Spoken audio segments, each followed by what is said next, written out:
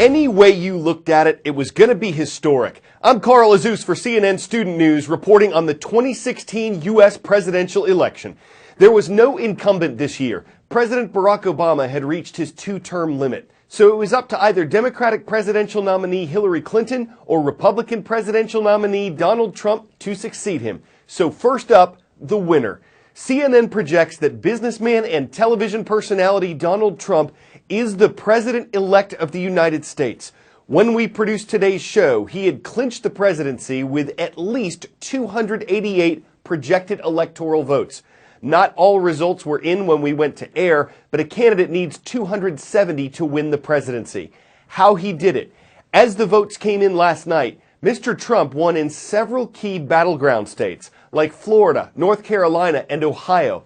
Plus, he flipped Pennsylvania and Wisconsin, states that traditionally vote for Democratic candidates, and that helped him pull ahead in the Electoral College. President-elect Trump is the first candidate ever to win the office without having had government or military experience. Previous winners have had either one or the other, or both. But he has extensive business experience, his work as chief executive officer helping him become chief of the executive branch. Mr. Trump overcame a 3 to 4% deficit in national polls to defeat his Democratic rival, Hillary Clinton. Now it's time for America to bind the wounds of division. Have to get together. To all Republicans and Democrats and independents across this nation, I say it is time for us to come together as one united people. It's time. I pledge to every citizen of our land that I will be president for all Americans, and this is so important to me.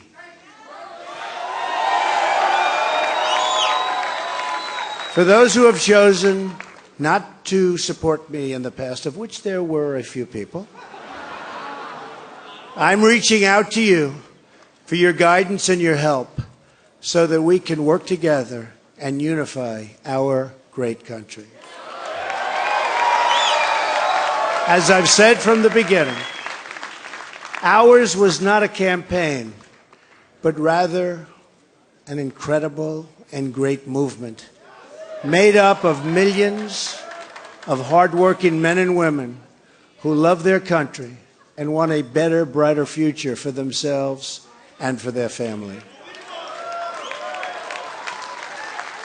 It's a movement comprised of Americans from all races, religions, backgrounds, and beliefs who want and expect our government to serve the people, and serve the people it will.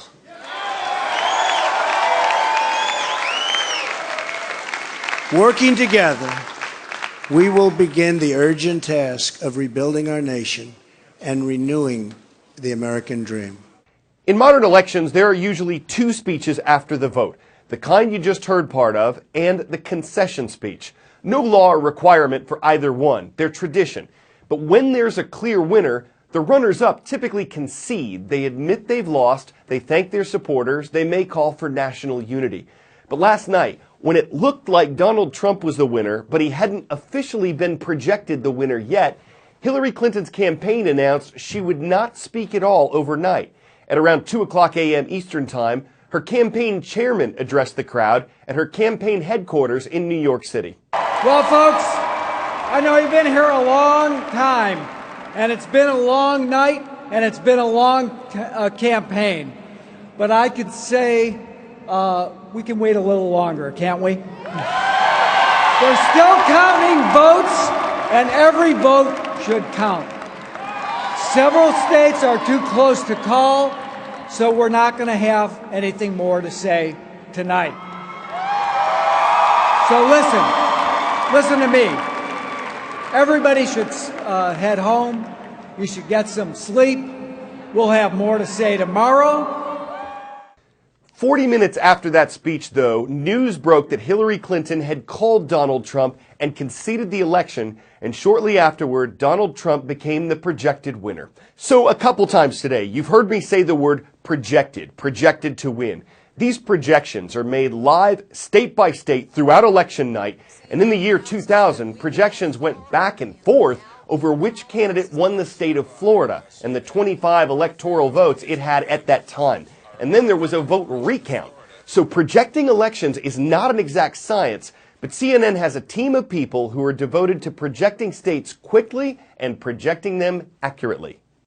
We're going to share the numbers with you right now and some major projections. I'm Jennifer Desta. I'm CNN's Director of Polling and Election Analytics. Behind me, you see CNN's decision desk. We've got about 14 people who'll be working with us on election night. In the weeks running up to election day, we rehearse election night so many times. We're divided up into teams. Each of the teams typically has one statistician, someone who really understands the math behind the projections that we're making. Each team also has a political expert, a person who knows the geography of each state. So we use several different types of data in making our projections on election night. Our first bit of information about how people are behaving is going to be the exit polls.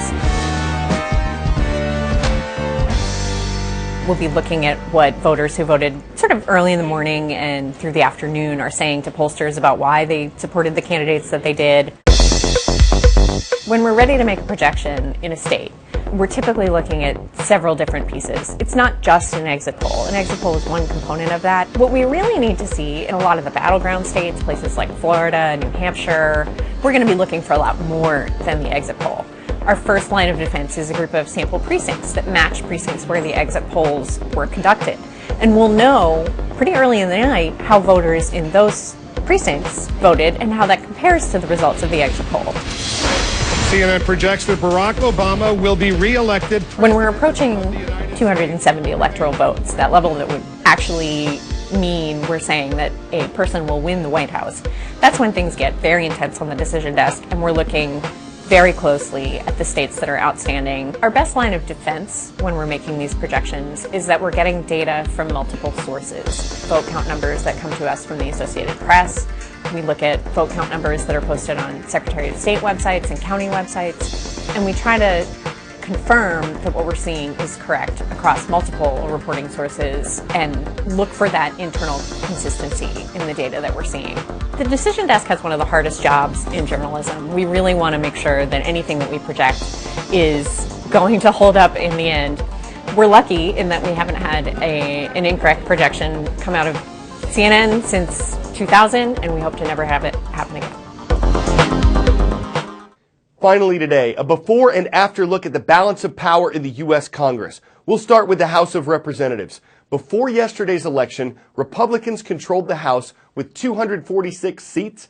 Democrats had 186 seats. All 435 voting seats were up for election because representatives served 2-year terms. And CNN projected that Republicans would keep control of the House following yesterday's vote. The Senate was closer. Before the election, Republicans controlled it with 54 seats to the Democrats' 46 seats. Now that includes 2 independents who usually vote with the Democrats.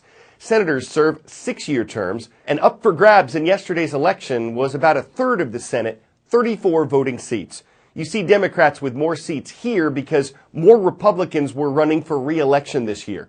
And when we produced today's show, CNN projected that Republicans would remain in control of the Senate.